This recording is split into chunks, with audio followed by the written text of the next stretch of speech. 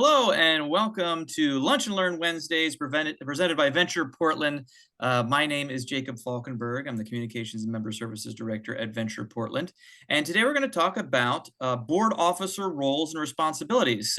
We're talking about presidents, vice presidents, treasurers, secretaries, and their leadership roles on boards, and defining those roles and helping them understand what they're responsible for and what maybe they're not so responsible for. Maybe somebody else might be responsible for that.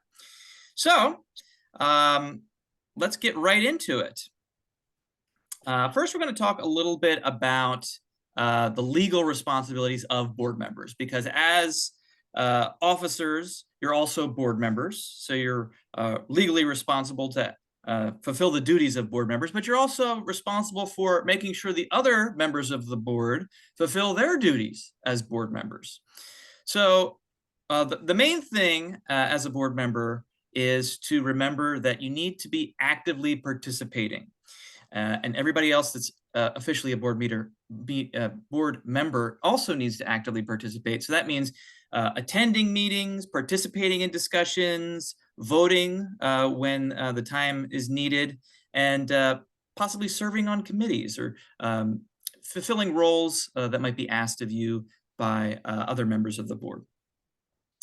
You also need to serve the organization and not necessarily your business or your employer's self-interest. So when you're making decisions about what the board and what the organization is going to do, you always want to keep in the back of your mind, is this what's best for the business district, not just for my business? Act with duty, care, and prudence to the organization. So avoiding any unnecessary risks and really being thoughtful about the direction and decisions that are made by the board. You also want to know and follow your bylaws, your policies, and other governing documents. So especially as officers, you want to make sure that you have access to a copy of your bylaws. It's going to be kind of your roadmap as a board member when you're determining decisions that are made. So if you don't have a copy of your bylaws, definitely see if you can get one out of your governing documents, because it's going to tell you everything from how many people you need to have a quorum to when and how often you meet. And in the event that you need to remove someone from the board, how is that going to happen? Policies are also super important. Everybody on the board should sign them, but it's the officer's responsibility to make sure people are signing them. And that's everything from anti-harassment policies to whistleblower. And we have a variety of those templates available if your board does not currently use those policies. But you want to have those in place and have those signed every year by the board, just to make sure that you have specific documents that you can point to if someone is acting out of line or inappropriately. You also want to make sure you review the organization's financial statements and ensure that those finances are being handled appropriately. So it's the treasurer's job to prepare those financial statements, maybe working with a bookkeeper if you have one.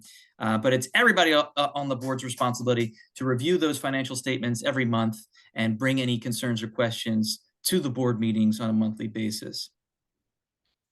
You also want to keep the organization's confidences. So what happens in a board meeting should stay in a board meeting unless otherwise noted.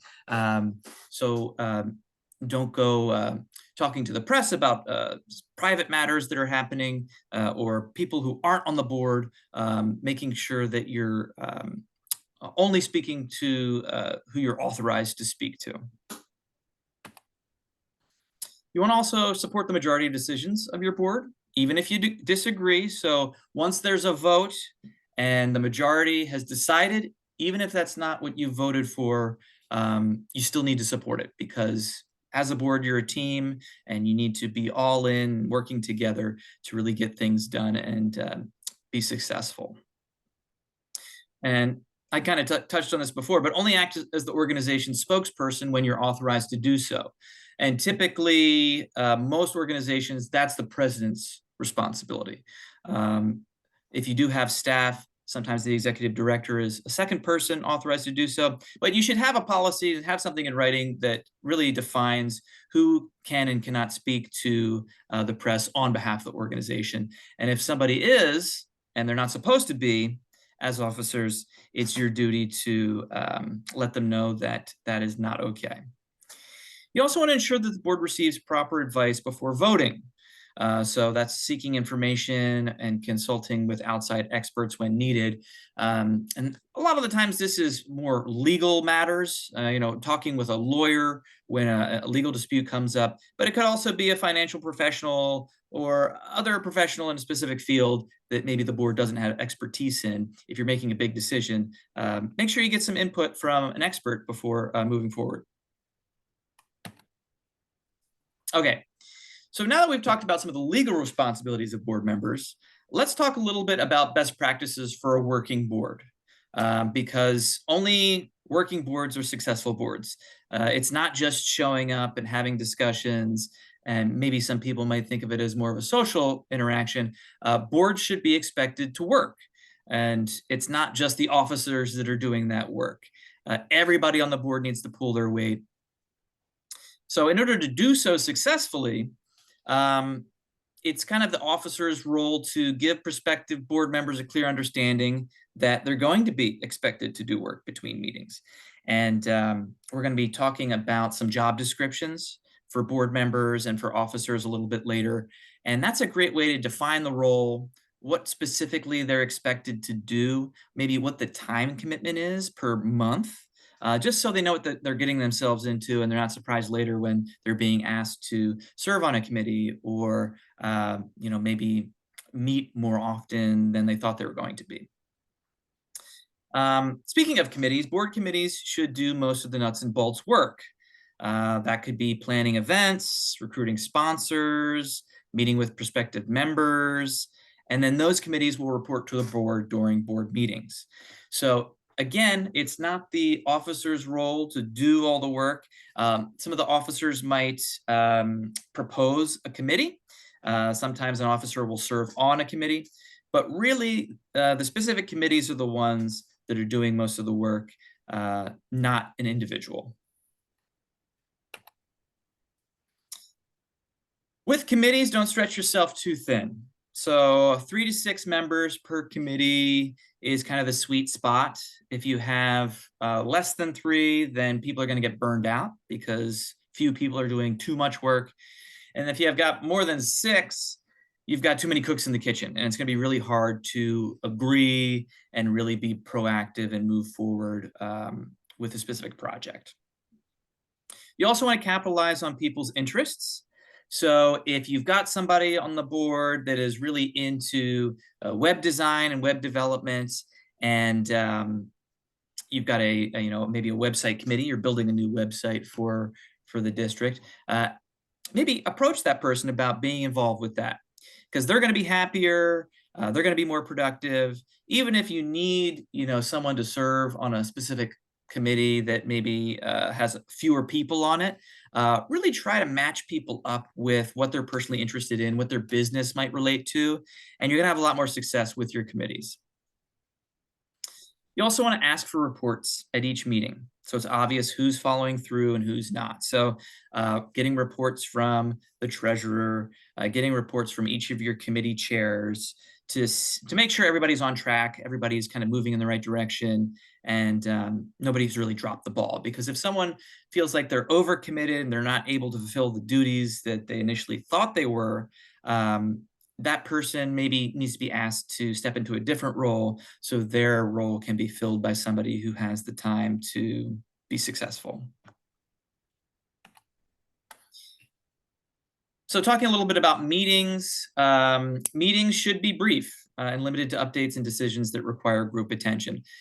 You don't want to draw things out longer than they have to. You want people to have time to actually do the work, whereas a meeting really is a chance for you to give updates on the work that's being done. So people have limited time, especially small business owners. So you want to make sure you are making the most of their time and making sure it's a valuable volunteer commitment for them. Ideally, you want to find ways to increase staffing. So if you're a small board and you're just starting out and you're working with a very small budget and limited membership, you're probably not going to be able to have staff, but you can kind of set yourself up to eventually get to that point so the board doesn't have to do everything. You might not have to work as hard if you're able to pay a part-time person to do some of that work. So thinking about how do we increase membership? How do we solicit sponsorships? How do we monetize our events so we can bring in revenue so we can eventually pay someone to do this work, or at least some of that work? You're going to have bumps in the road, but don't let them stop you. You want to be persistent, and even if you fail, you learn from that, you move forward, you don't quit, you try to make the most of it. Okay, so those are kind of some of the general best practices to kind of keep in mind as you're getting your boards built up and managing your boards. Let's talk about the individual roles for board officers. You're all kind of here serving in different capacities, and each officer has their own specific duties that they need to be aware of, that they need to do to make sure that everything gets done. And also to kind of clarify what those roles are. I think a lot of people think that officers have to do everything, especially the president, but that's not the case. So let's talk about business district president and their role at the organization, because they are the chief executive and they are the one who will set the agenda and delegate and all that. And I have kind of examples of all these different job descriptions that I'll send to you afterwards, so you can kind of customize them for your own district. But essentially, a president should know specifically how long their term is, so they can kind of put a succession plan in place, first and foremost. And in addition to being a regular board member, the president is the leader of the board, obviously, maximizing the effectiveness of the district and its work. The president is going to lead the board and preside over the board meetings. So not only setting the agenda for the board meeting, but calling the meeting to order, making sure you're following the agenda during the board meeting, and also just managing the people, right? Making sure everybody feels comfortable in the meeting, everyone's following the code of conduct and behaving in a way that is respectful to their peers. The president also presides over the executive committee. So your executive committee should be made up of your president, vice president if you have one, treasurer, and secretary. And that committee should meet separately on a monthly basis to kind of get into the nitty-gritty and prepare the agenda for the board meeting, discuss things that came up in the previous board meeting, really do a lot of the high-level leadership work in the executive committee meetings, and then bring the result of that to your board meeting so you don't get hung up on small details during board meetings. You also want to make sure that your board is aware of its legally required duties. So the things that we talked about at the very beginning, make sure they're aware of their responsibilities, they're complying with the bylaws, they're conducting board business effectively and efficiently, and people are accountable. If people aren't showing up, you maybe need to have a conversation with them about, is this the right role for them? Maybe showing them some other options to participate in the organization that maybe aren't serving on the board, but maybe having some difficult conversations, which are never easy, but it's part of being the president. You also propose policies and practices. So some of those policies that we talked about, the anti-harassment, the whistleblower, if those aren't currently in place, it's the president's job to make sure that they get proposed, that everybody on the board signs them each year, and you're following those policies. The president can also sit on various committees and serves as an ex officio member of those committees. So as president, you don't need to be elected to any committee. If there's a committee that you want to be a part of, you are entitled to sit in on that committee. But again, don't spread yourself too thin. If you're sitting on too many committees, it might eat up too much of your time, and you might start to feel the effects of burnout. So a big part of being president is delegating, proposing committees and approaching people to serve on those committees, but not necessarily doing the work yourself. You also submit various reports to the board, funders, and other stakeholders.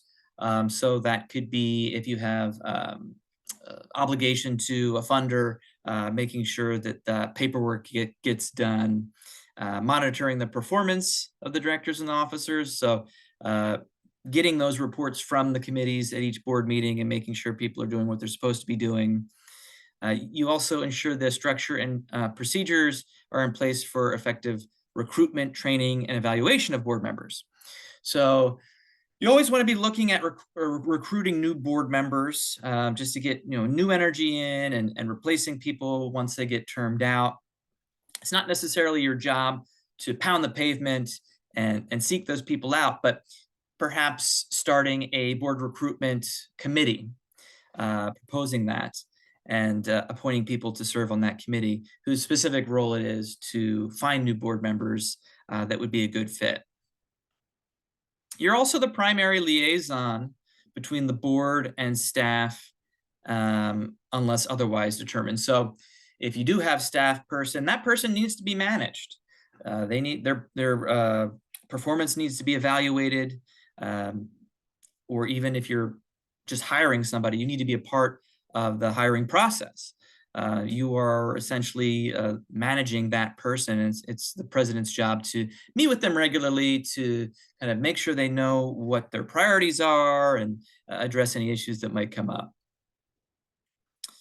You're also ensuring that the organization maintains positive relationships with the media, funders, donors, other organizations, and serving as the spokesperson for the organization. So as I said, typically president is the only one that can talk to the media if they're looking to get a quote on a specific article that they're writing, or executive director as well if you've got one of those. And then finally, assisting the board in identifying, mentoring, and training their successor. So if you're in the final year of your term and you're not planning on running for president again, you want to think about kind of setting up a leadership pipeline. Who's the next person on the board that would be the best fit for your role? And working with them, having them shadow you so that they're prepared once it's their time to step into your role. They feel comfortable. They feel like they have all the information and skills that they need to be successful. And typically, this person is the vice president. So the vice president is essentially fulfills all the roles of the president when the president isn't available. So if the president can't make it to a board meeting, the vice president is tasked with running that meeting, setting the agenda, making sure people are accountable. You're also serving on the executive committee, so attending those meetings, making sure that you're up to date with everything that's going on at the organization, and also running those meetings if the president's unavailable. You can also chair a nominating and board development committee if you've got one. So as we were talking about, the president's role is to set up that board development committee. Vice president's role is to chair that board development committee. So always thinking about bringing in new ideas, new energy, and diversifying your board. You also prepare to be the president in the future. So you still have to be elected, but the idea is if you are president, you should be shadowing, or if you're vice president, you should be shadowing the president to make sure that you're getting up to speed on everything that's going on, so you're ready to just hit the ground running when and if you do get elected as president. And you also help the president ensure that the board of directors meet their duties as board members. Okay, let's talk about a secretary. So you are the record keeper of the organization if you're the secretary, and you're probably already aware that one of the most important parts of being secretary is taking accurate minutes of board and membership meetings. Or if you're not able to do so, making sure that there's somebody tasked with doing that, because you are legally required to have minutes of all your meetings and keep those handy, depending on what your document retention policy is. You also circulate the minutes to the board members for approval prior to the following board meeting. So once the minutes are taken during the meeting, sending them out to the board as a draft to see if there's any changes that need to be made, and then getting the approval of those minutes at the following board meeting. You're also the record keeper of the organization. So making sure you have access to a Google Drive or a Dropbox or wherever your organization keeps its documents, making sure other people also have access to that in case you become unavailable or something happens. You don't want to be the only person that has access to those documents, but you want to be the primary person who is organizing and maintaining and making sure that anything that needs to go in there is going in there. So if somebody does need to access something and you're not around, they can easily find it. So this could include articles of incorporation, bylaws, minutes, as those things get updated and changed, resolutions, voting results, or even grant records, contracts. One of the most important things that the secretary needs to do is maintaining the membership list. So as you've got new members joining and making sure they're paying their dues, but as a member, they're also entitled to vote. So at your annual meeting, keeping track of who's eligible to vote, preparing those ballots, tallying the ballots, and validating votes when you're voting in new board members and new officers.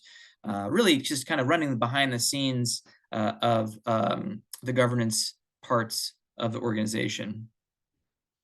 You also ensure proper conduct of the organization's official meetings. So it could be following Robert's Rules of Order or the policies, code of conduct, that sort of thing.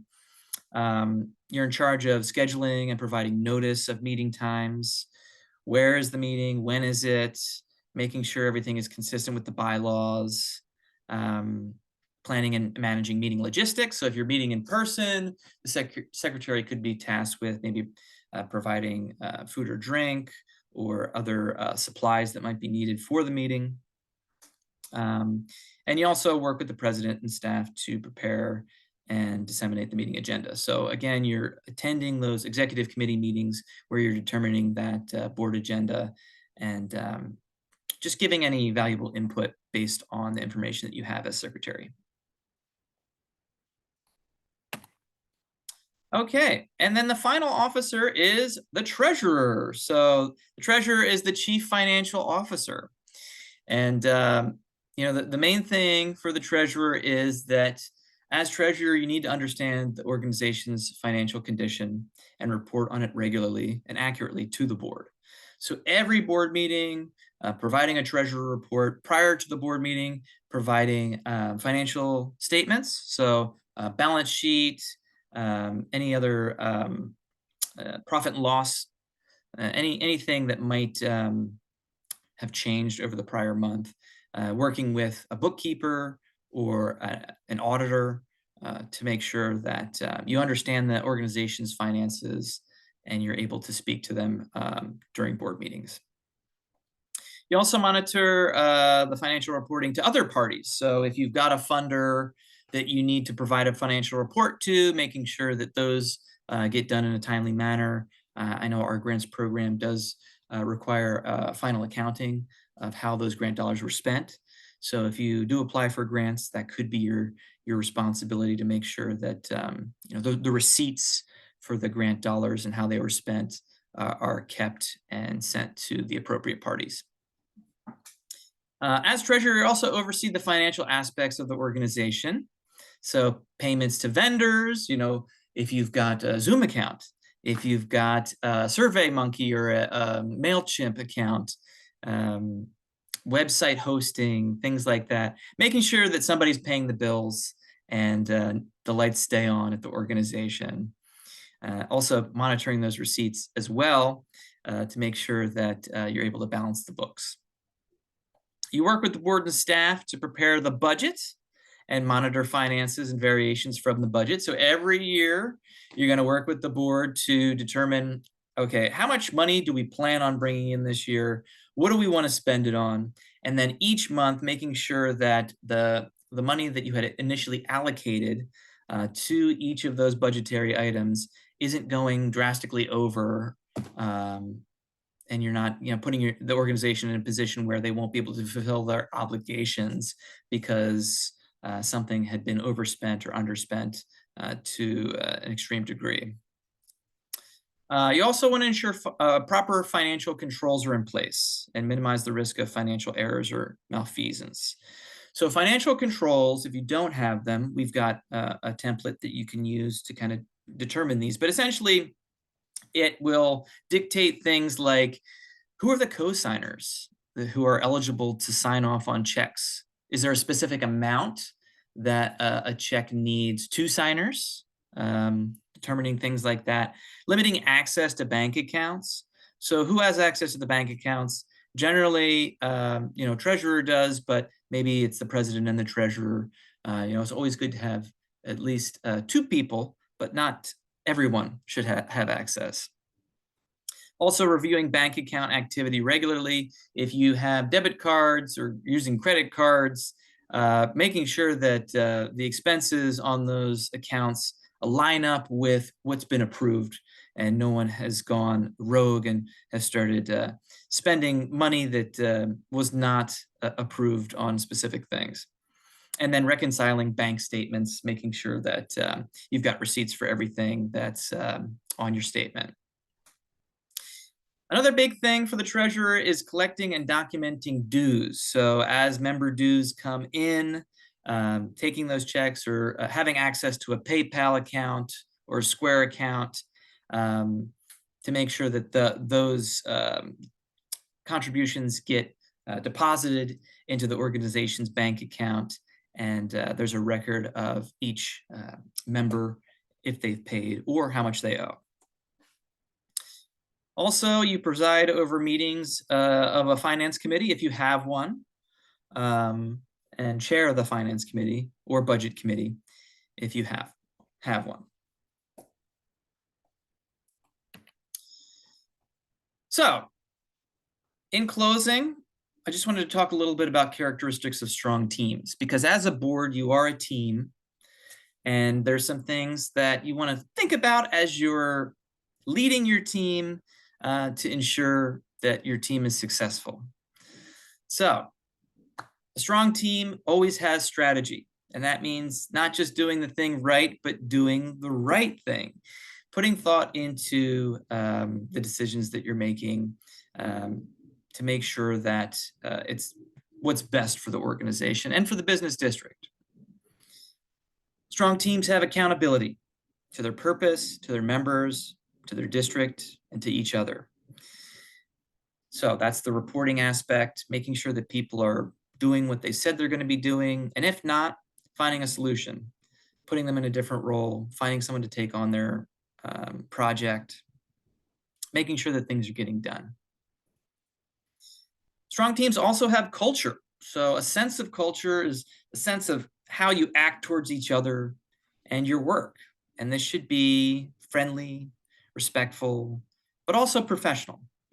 You're running an organization, you're volunteers, you want to create a culture that people want to be a part of, but you also want to create a culture where things get done, because you want people to feel like their time is not being wasted by their service on the board.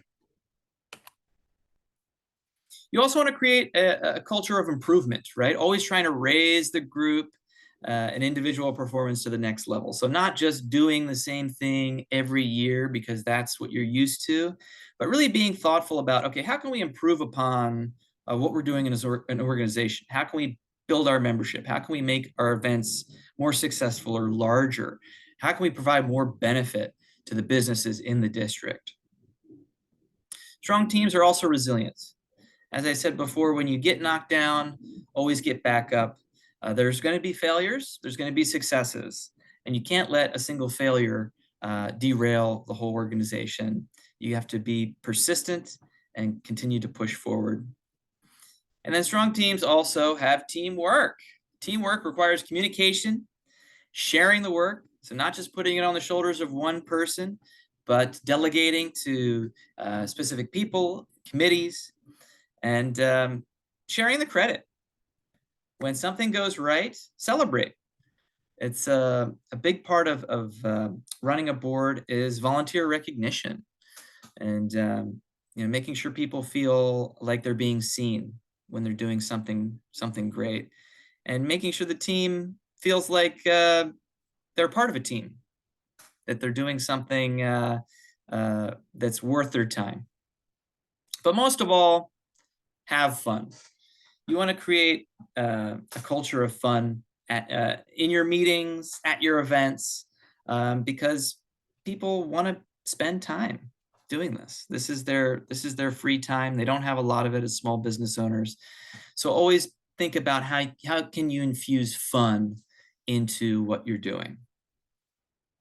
Okay, I've been talking for a really long time, so I'm going to stop sharing my screen and open it up for questions about anything that was discussed, or anything that you might be curious about that's going on in your district that you wanted to get some of the other attendees' opinions on.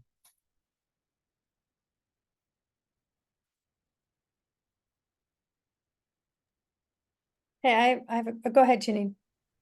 Go ahead. Oh, I was just gonna ask if there was any sort of like visual, like a tree visual of like the board members, the executive, and the committees, like just to see a structured framework, I think would be helpful for me. I know not every business district maybe stays in that kind of structure, but I'm curious how it's supposed to be structured. Yeah, definitely. I definitely have something like that I can send over to you. But essentially, it's like a pyramid, right? You've got your executive committee at the top of the pyramid, and then your board is right below that, and then your committees, and then maybe your volunteers that might volunteer for specific events or things, but not necessarily serving in any official capacity. And then below them at the very bottom are your prospective members. So businesses in your district maybe that are not official members of the organization, but that could be approached to join the board or join a committee or just join as a member. I think that's kind of the most important thing is when you're building a board, you don't just ask whoever seems to be available, especially if you don't have a good relationship with them yet. You kind of get them involved in varying degrees, working them up the ladder until they feel comfortable taking on a leadership role like an officer. So that could be, volunteering once a year for the first year. And then once they get a feel for what the organization does, then maybe you could approach them about joining a committee that meets maybe once a month, but not necessarily doesn't have the same time commitment as being on the board, and going from there, stepping up the ladder or up the pyramid. So I'll send something over to you about that. Yeah, I think an org chart would be really cool if there isn't one, to make one that kind of has like certain roles that are required versus the ones that are just kind of optional, so that depending on the size of an organization, they can build out. Not everyone has an executive director or like all the different volunteer opportunities that maybe it's on your wish list to get those, but like, hey, we got to start with these roles and those are kind of required.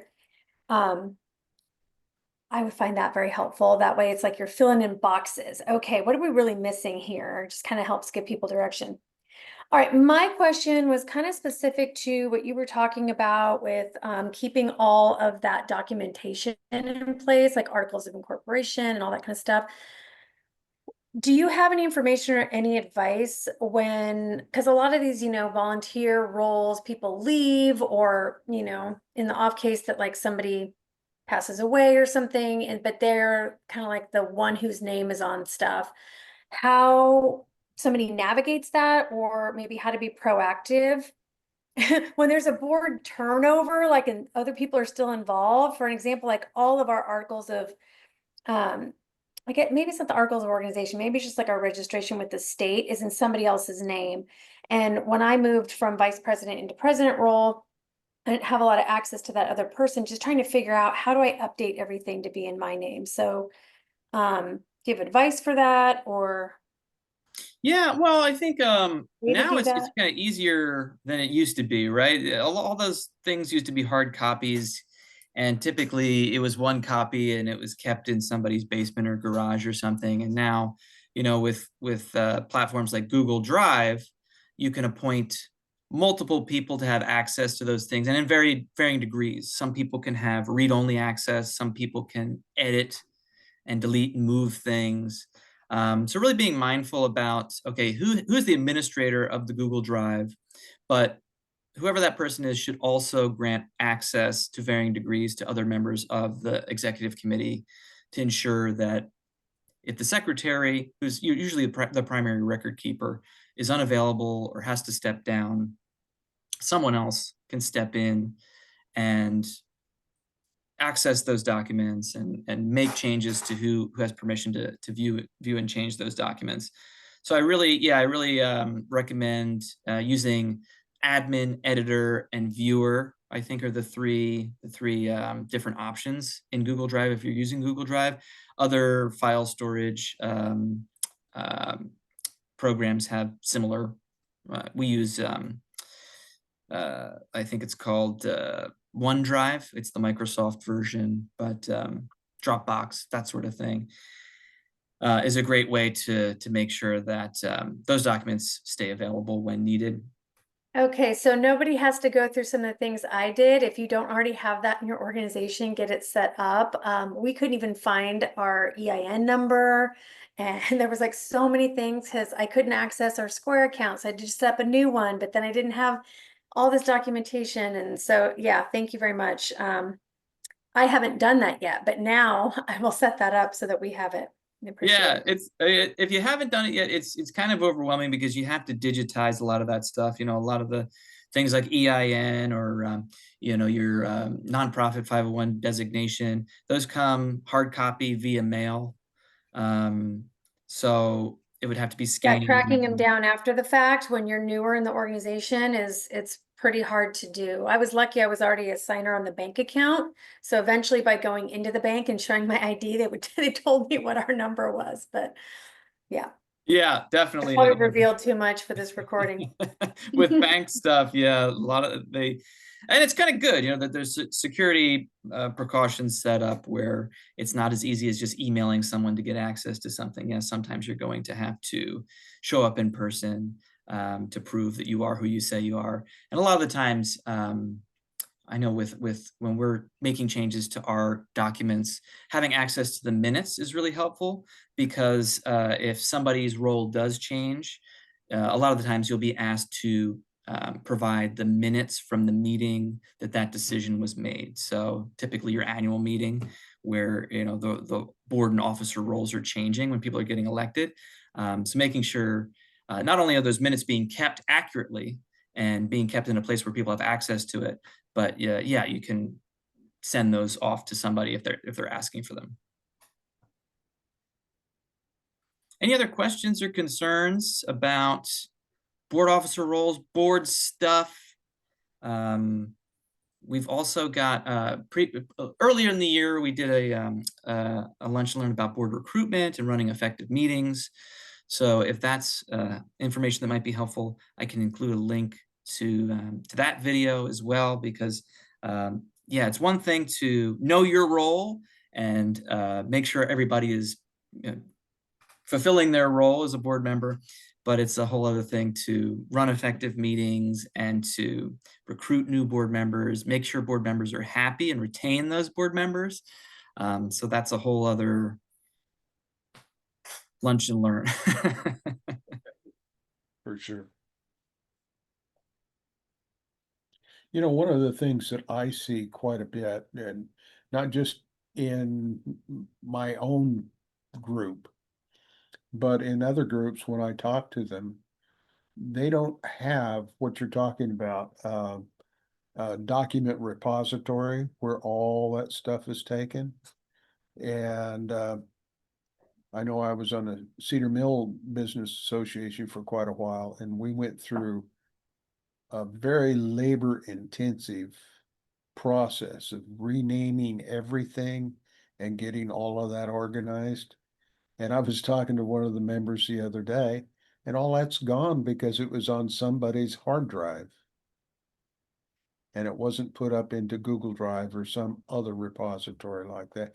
You know, if you're using a WordPress website, you can put that out there on an anonymous page where the only people have access to it have to log in.